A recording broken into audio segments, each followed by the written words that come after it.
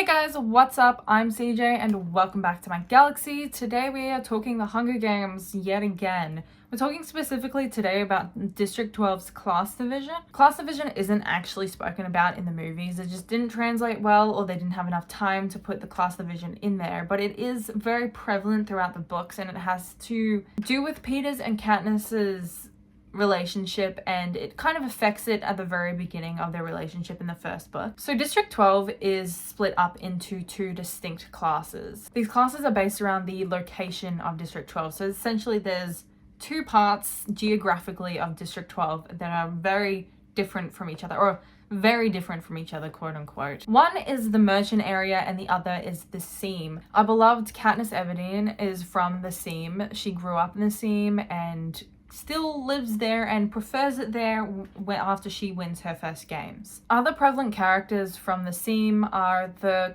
Covey in the prequel book, so Lucy Gray, Maud Ivory, those sort of characters from the Covey. Katniss's father grew up and lived in the Seam until the end of his life. Gale Hawthorne and his family, and it is implied, I believe, I don't know if it was specifically stated, like explicitly stated, but at the very least it's implied, and I have it in my memory that Haymitch was also from the Seam. Prevalent characters from the Merchant area are Katniss's mother. Prim technically has the merchant look, which I'll get into in a minute.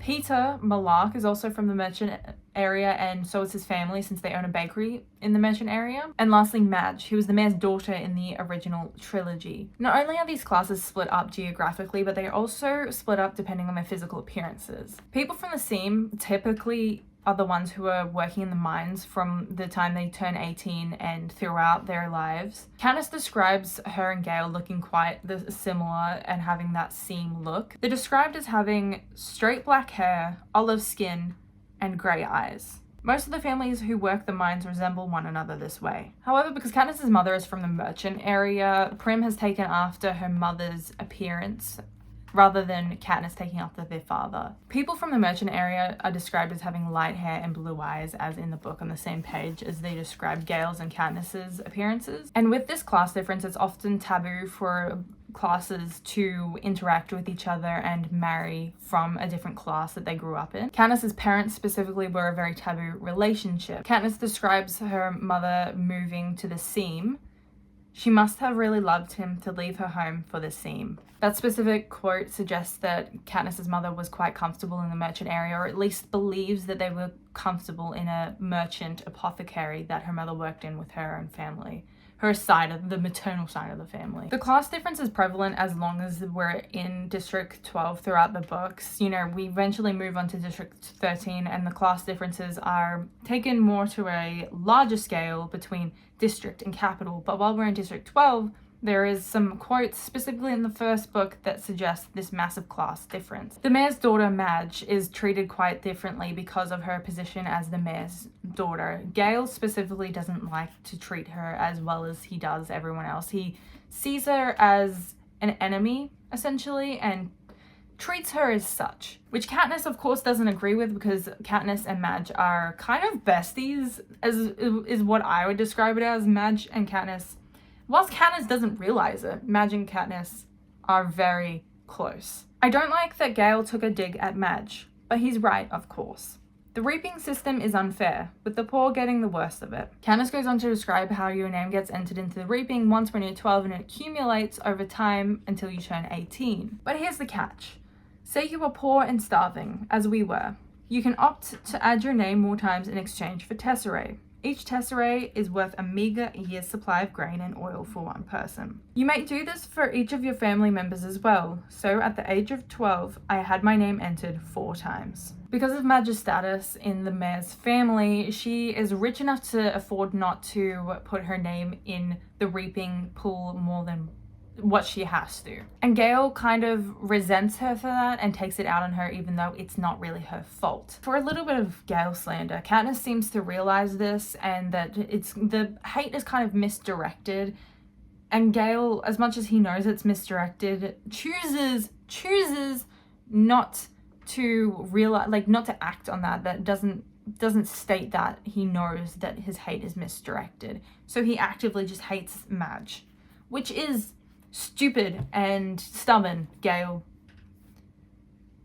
Anyway, Gale slander over. Another thing I want to talk about when it comes to the class division in District 12 goes back to the point I made about Katniss's parents. Katniss believes that her mother gave up this really comfortable lifestyle to be able to marry her father. And her parents must have really loved each other to be able to cross that class divide. This way of seeing love and crossing a class divide for like the love of your life really sticks with Katniss when it comes to seeing someone give up their comfortable lifestyle and to just be with someone. Because she sees the merchant area as incredibly comfortable and very different from the seam. However, she's proven wrong when she starts interacting more with Peter and understanding his side of his own merchant class. Peter specifically describes how the fact that he works in a bakery doesn't mean he gets to eat fresh bread every day. He describes how his family mostly eats stale bread and stale baked goods, and that's how much his family can actually afford. And this is where Katniss really considers the real class difference between the merchant area and the seam. I always assume the shopkeepers live a soft life, and it's true, Peter has always had enough to eat. But there's something kind of depressing about living your life on stale bread, the hard, dry loaves that no one else wanted. One thing about us, since I bring our food home on a daily basis, most of it is so fresh you have to make sure it isn't going to make a run for it. This quote really makes Katniss rethink what she thinks of the merchants and their shops, thinking that they could afford their own products when in reality they can't, and they actually have to sell the products unless they're absolutely unsellable. An even further difference is that just because they're suffering in different ways doesn't mean they're not all suffering. The merchant class has something to eat all the time, but the problem is that they're simply surviving, they're not living, they're not thriving. And what kind of quality life is that? And that's something that Katniss considers in that moment. Despite the fact that they're always starving in the seam, or at least most of them are starving, Katniss realizes that when they do have food, that they are thriving on that food, not simply surviving. The seemingly large class difference when it comes to merchants and the seam in District 12 means that a lot of them are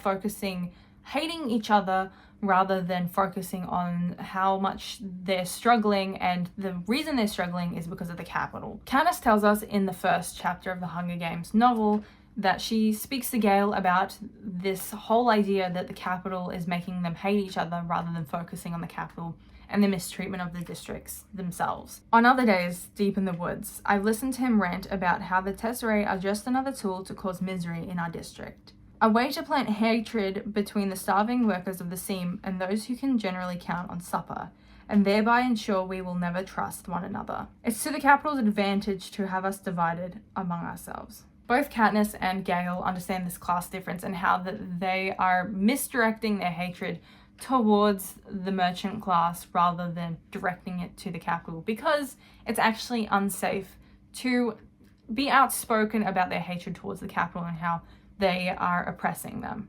So instead they're outwards about their hatred, or at least their dislike for the merchant class and how big their differences are, or exaggerating how big their differences are. It is my belief that this class difference really affects Katniss and Peter's relationship at the very beginning when they're first in the cave in their first games, because Katniss goes in with this prejudice against the merchant class that Peter has always lived better than she has, and she has that kind of resentment towards him. But it isn't until the quote that I read earlier that she realizes that they don't have as many differences as she first thought. I think this is one of the points that actually makes Gale and Katniss separate in their beliefs at some point, because Gale has this remaining resentment for the merchant class, but Katniss starts seeing this different perspective. She stops acting on prejudice, or at least tries to stop acting on prejudice, and she starts practicing that on Peter. And that's why Katniss and Gale kind of go their separate ways in the end, or at least this is the catalyst of that. Alright guys, that is the end of the video. Please let me know in the comments down below, were you aware of